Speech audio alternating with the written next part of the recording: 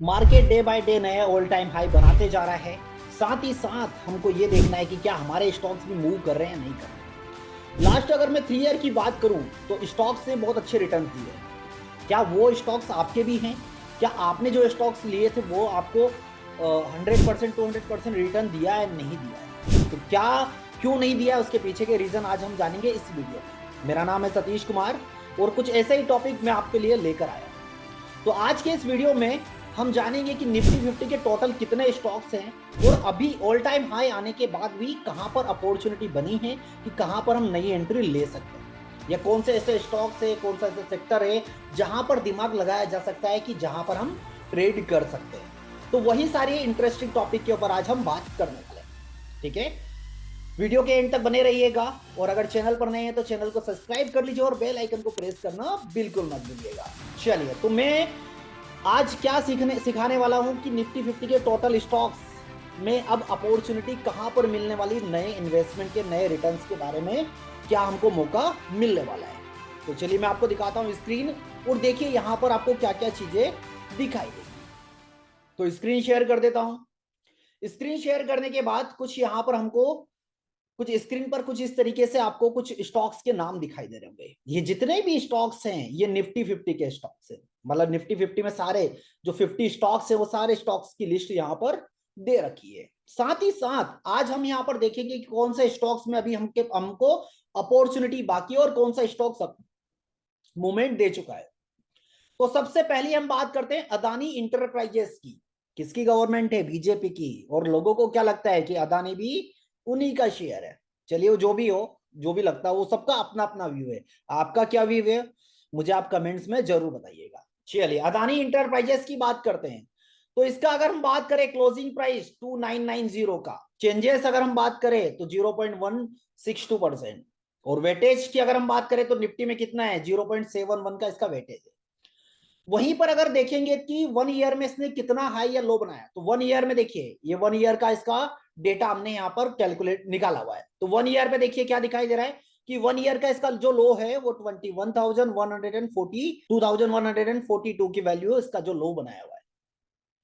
इसका हाई कितना है लास्ट 1 ईयर की अगर मैं बात करूं, आज से लास्ट 35 डेज 365 डेज में इसने कितना लो हाई बनाया हुआ है? तो 3743 का इसमें हाई बनाया हुआ है। यहां से लास्ट 1 मंथ की अगर मैं बात करूंगा तो 1 मंथ में इस स्टॉक्स ने क्या रिटर्न दिया है? 1 मंथ में 6.23% नेगेटिव रहा है, रेड में रहा है। अभी तक अगर ओवरऑल की हम बात कर लें तो ओवरऑल इसमें क्या रिटर्न रहा है? ओवरऑल अगर हम रिटर्न की बात करें तो 23% का रिटर्न पिछले 1 साल में ये स्टॉक्स दे चुका है। वहीं पर आ जाइए, अदानी पोर्ट की बात कर लेते हैं। अदानी पोर्ट में क्या क्या चीजें हमको दिखाई दे रही है। अदानी पोर्ट, अब अदानी पोर्ट की हम बात करेंगे तो अदानी पोर्ट लास्ट 1 ईयर का लो कितना दिखाई दे रहा है? 728 का इसका लो दिखाई दे रहा है और हाई कितना बना के आ चुका है? 1621 का। और अभी कहां चल रहा है? 1500 के समथिंग ये शेयर्स हमको चलता हुआ दिखाई दे रहा है। लास्ट 1 ईयर में यहां पर अगर हम रिटर्न की बात करेंगे तो 100% प्लस रिटर्न हमको लास्ट 1 ईयर में मिला हुआ है। मतलब ये स्टॉक्स अपना काम कर चुके हैं। तो हमको क्या देखना है? हमको वो देखना है कि कौन कौन से स्टॉक्स और वो किस सेक्टर में आते हैं। साथ ही आ जाइए कहां पर, अपोलो हॉस्पिटल देख लीजिए। अपोलो हॉस्पिटल की क्या सिचुएशन है?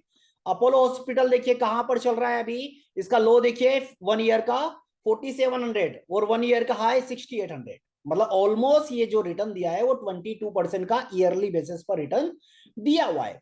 वहीं पर अगर हम बात करें किसकी, एशियन पेंट की, तो एशियन पेंट लास्ट 1 ईयर से हमको कोई भी, अगर आपके पोर्टफोलियो में एशियन पेंट है तो आपको क्या है, वो 17% नेगेटिव है अभी भी। मतलब 17% लॉस में चल रहा है। लास्ट 1 ईयर से कोई प्रॉफिट नहीं हुआ है इस स्टॉक्स में। लास्ट 1 ईयर का डेटा है ये डेटा लास्ट 1 ईयर का। तो एशियन पेंट में लास्ट 1 ईयर में कोई भी बेनिफिट नहीं हुआ है। तो एक एशियन पेंट पर हम नजर बना के रखेंगे कि एशियन पेंट में कहीं ना कहीं एक अपॉर्चुनिटी बनती हुई दिखाई देगी, तो हम एशियन पेंट में खरीदारी के बारे में सोचेंगे। उसके पहले हम हमारे फाइनेंशियल एडवाइजर से डिस्कस करेंगे क्या एशियन पेंट है हमारे लायक। अगर होगा तो बिल्कुल हम डिसीजन लेंगे। साथ ही वही आ जाइए बजाज फाइनेंस। बजाज फाइनेंस भी कुछ ऐसा ही उसी के आसपास चलता हुआ दिखाई दे रहा है। लास्ट अभी जो इसका प्राइस चल रहा है वो 6500, इसका जो लो है 6100 और हाई है 8100 का हमको दिखाई दे रहा है। लास्ट 1 ईयर की अगर हम बात करें तो 13% का रिटर्न दिया है कैसा, नेगेटिव है, मतलब कि 13% लॉस में। आज से 1 साल पहले अगर मैंने यहाँ पर पैसा लगाया हुआ था 1 लाख रुपए, तो मेरा 13,000 रुपए का लॉस मुझे उसमें दिखाई देगा। वहीं पर आ जाइए और आगे स्टॉक्स की बात कर लेते हैं, और स्टॉक्स की बात कर लेते हैं। कौन सा है, बीपीसीएल, एनर्जी सेक्टर, काफी अच्छे रिटर्न्स दिया। एनर्जी, ऑटो सेक्टर की अगर मैं बात करूं और मेटल की बात करूं, तो तीनों ने ही काफी अच्छे रिटर्न्स इस साल में दिए हुए हैं। ठीक है, तो वहीं पर देख लीजिए कौन सा, वहीं पर देख लीजिए बीपीसीएल 60% रिटर्न, भारतीय Airtel telecom sector 64% return, Britannia 16% return, Cipla 42%, कोल इंडिया 116%, बहुत अच्छा रिटर्न दिया। डीवी स्लैब फार्मा भी, हाँ ऑलमोस्ट सही है। डीवी स्लैब देखिए 116, डीवी स्लैब कितना 23%। आइसर मोटर किस में आएगा, ऑटोमोबाइल में आएगा, 48% का रिटर्न हमको देखने को मिला। चलिए और आगे चलते हैं। आईटी अभी अभी बूम आया, लास्ट अगर मैं बात करूं 2 हफ्ते में, तो लास्ट 2 हफ्ते में अच्छा बूम किया किसने, आईटी सेक्टर्स में। अगर हम 2 हफ्ते पहले ये वीडियो बनाते हैं और 2 हफ्ते पहले अगर उन स्टॉक को ट्रेक किया जाता तो बहुत अच्छा मूव हम वहां पर कैप्चर कर सकते थे। चलिए उसी के साथ हम बात करते हैं किसकी, एचसीएल टेक 42%, एचडीएफसी बैंक, जिस पर लोगों को भरोसा होता है कि नहीं, बहुत ज्यादा भरोसा किस पर हम कर सकते हैं, तो हम भरोसा करेंगे एचडीएफसी बैंक के बारे में। ठीक है, एचडीएफसी बैंक। तो एचडीएफसी बैंक की अगर हम बात करें तो एचडीएफसी बैंक का जो रिटर्न हम देख रहे हैं वो लास्ट 1 ईयर में कैसा रहा है। एचडीएफसी बैंक अभी चल रहा है 1610 की वैल्यू, वहीं पर इसका जो लो है वो 1363, और जो हाई है 1794, जो कि लास्ट मंथ ही अभी हाई बनाया। ऑलमोस्ट लास्ट 1 ईयर से अभी तक देखेंगे तो 4% नेगेटिव ये स्टॉक्स रहा है, बट अभी एक गुड अपॉर्चुनिटी बनती हुई दिखाई दे रही है। 1600 से फिर 1700 की तरफ ये मूव होता हुआ स्टॉक्स हमको दिखाई दे रहा है। 1600 का एक अच्छा बॉटम है। ठीक है, बाकी जब भी कोई ट्रेड ले तो अपने इन्वेस्टमेंट एडवाइजर से सलाह कर ले। ठीक है, और आगे बात करते हैं, और आगे की बात करते हैं। और आगे कौन कौन से स्टॉक्स है, हीरो मोटर की अगर बात करें तो 75%, हिंडाल्को किसमें आता है, मेटल में 49% का रिटर्न दे चुका है। साथ ही आईटीसी, आईटीसी में जो निफ्टी का वेटेज है जो आईटीसी का, वो कितना है 4.20 है। ठीक है, और वहीं पर आईसीआईसी बैंक की बात कर लीजिए, 8% वेटेज रखता है निफ्टी के अंदर, और ये रिटर्न कितना दिया है 22%, मतलब एचडीएफसी के कंपेरिजन में सही है, बट फिर भी जहां पर स्टॉक 200% रिटर्न दे रहे वहीं पर ये स्टॉक्स कितना रिटर्न दिया है, 22%। चलिए वहीं पर अब ध्यान देने वाली बात क्या है, वहीं पर अगर हमने जैसे एचडीएफसी की बात करी तो वहीं आप बात कर लेते हैं इंडस बैंक की। इंडस बैंक भी उसी कहीं कैटेगरी में खड़ा है। इंडस बैंक ने भी लास्ट 1 ईयर से कोई रिटर्न नहीं दिया, ऑलमोस्ट अपने बॉटम के आसपास खड़ा हुआ दिखाई दे रहा है। तो एक अच्छे बॉटम अगर मिलता है तो एक अच्छी अपॉर्चुनिटी आपको देकर जाएगा। उसके बाद आते हैं हम इंफोसिस पर। इंफोसिस का वेटेज कितना है 6.18। इन्फोसिस जो रिटर्न दे रहा है 37%, इसमें से 15-20% अगर हम रिटर्न की बात करें तो लास्ट 1 वीक में ये रिटर्न हमको मिला हुआ है। तो कहीं ना कहीं इन्फोसिस भी एक अच्छा रिटर्न हमको देता हुआ दिखाई दे रहा है। ठीक है, एलटीवी देख लीजिए 36%। इसी बीच कोटक महिंद्रा बैंक, मतलब हमारे पास 3 स्टॉक्स ऐसे कौन कौन से, एचडीएफसी, इंडस बैंक और Kotak Mahindra bank, last 1 year से कोई रिटर्न नहीं है। लास्ट 1 ईयर से अगर इस स्टॉक्स में आप इन्वेस्ट किए होते तो 10% नेगेटिव होते हैं। तो ये स्टॉक्स भी हमारी वॉच लिस्ट में होना चाहिए और एक अच्छा स्टॉक है। चलिए और आगे देखते हैं, और आगे कौन सा, महिंद्रा एंड महिंद्रा किस में आता है, ऑटोमोबाइल में 80% रिटर्न दिया हुआ है। साथ ही वहीं देखिए एनटीपीसी 100% रिटर्न दिया है। ऑयल एंड नेचुरल गैस हमको कितना 90% दिया है। पावर ग्रिड 84, रिलायंस देख लीजिए 18%, अच्छा रिटर्न। अगर रिलायंस का शेयर 2900 मिलता है तो एक अच्छा बॉटम बनता हुआ हमको दिखाई देता है। बट इन्वेस्टमेंट करने से पहले क्या, अपने इन्वेस्टमेंट एडवाइजर से सलाह लेना है। ठीक है, चलिए और आगे देखते हैं कौन सा, Shriram Finance 48%, State Bank of India 39, Sun Pharma 47, TCS 28, Tata Consumer 43, Tata Motor 68, Tata Steel, Tata Steel इस बार अच्छा रिटर्न हमको दिया हुआ है, ये भी मेटल सेक्टर में आता है, 38% का रिटर्न दिया हुआ है। बट लास्ट अगर मैं 1 मंथ की बात करूं, लास्ट 1 मंथ क्या, लास्ट 1 वीक की मैं बात करूं तो 10% एक गिर चुका है। तो बस हमको इसका एक बॉटम का इंतजार करना है, और इस बॉटम में भी एक हमको एक अपॉर्चुनिटी ढूंढना है कि कहां पर अपॉर्चुनिटी है, उस अपॉर्चुनिटी के अकॉर्डिंग हमको यहाँ पर डिसीजन लेकर एंट्री कर सकते हैं। ठीक है, बट जब भी कोई ट्रेड ले तो ये समझिए कि आपको इस बाजार को देना कितना है।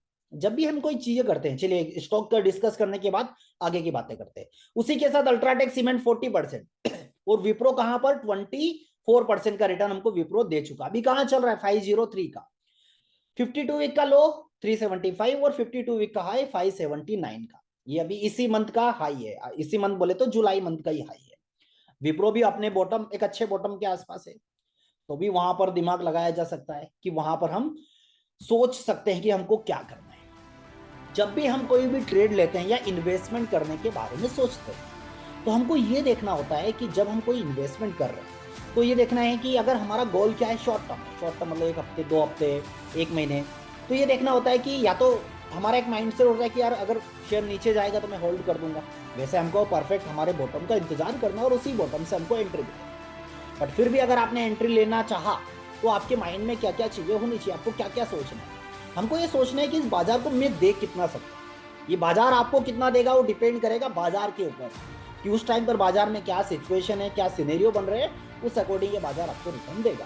बट आप कितना दे सकते हैं, मतलब आप कितना दे सकते हैं। जब भी हम ट्रेड लेते हैं तो हमको एक पता होना चाहिए कि हाँ मैं 300 से अगर कोई स्टॉक्स खरीद रहा हूँ, जैसे मैं विप्रो की बात कर रहा हूँ, 500 से सपोज मैंने खरीदा, तो क्या बाजार में मुझे क्या सपोर्ट दिख रहा है, इसके बाद 450 आएगा तो मुझे एग्जिट कर देना है, या 450 आएगा तो मुझे एवरेज कर लेना है, क्या चीजें होनी चाहिए। या मेरा इंट्राडे व्यू है तो मुझे इंट्राडे के हिसाब से क्या डिसीजन लेना है। तो मतलब आपको पहले से कैलकुलेटिव रहना है कि इस बाजार को आप कितना दे सकते हैं और उस अकॉर्डिंग ही आपको डिसीजंस लेने हैं।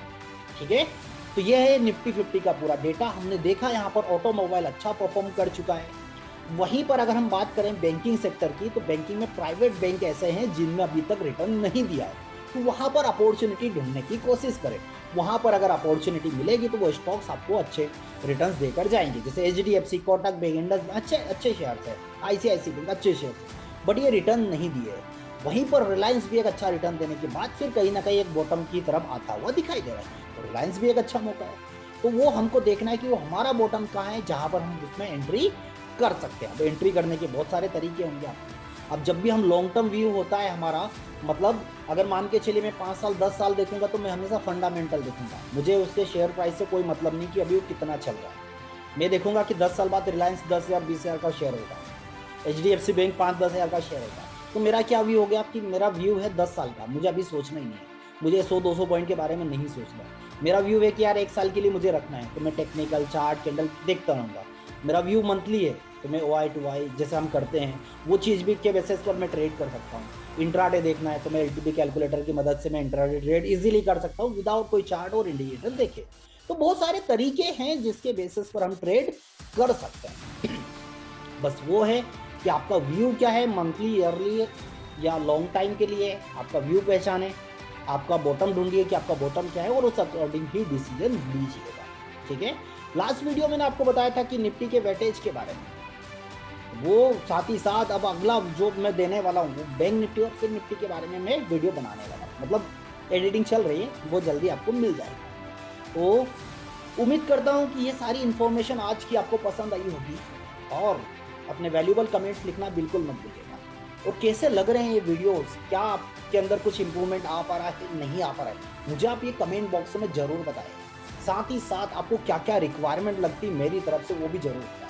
ठीक है, मैं मेरी तरफ से पूरी कोशिश करूंगा कि आपको फ्री आपको सारी चीजें सिखाऊं, बट आपकी तरफ से भी मुझे लगेगा कि आप मुझे अपने वैल्यूएबल कमेंट्स बताएं कि हाँ आपको कितना सुधार आ रहा है या आप कितना सीख पा रहे हैं, समझ पा रहे हैं। ठीक है, तो फिलहाल आज के लिए इतना ही, फिर मिलेंगे नेक्स्ट वीडियो में और नेक्स्ट टॉपिक के साथ। Thank you so much.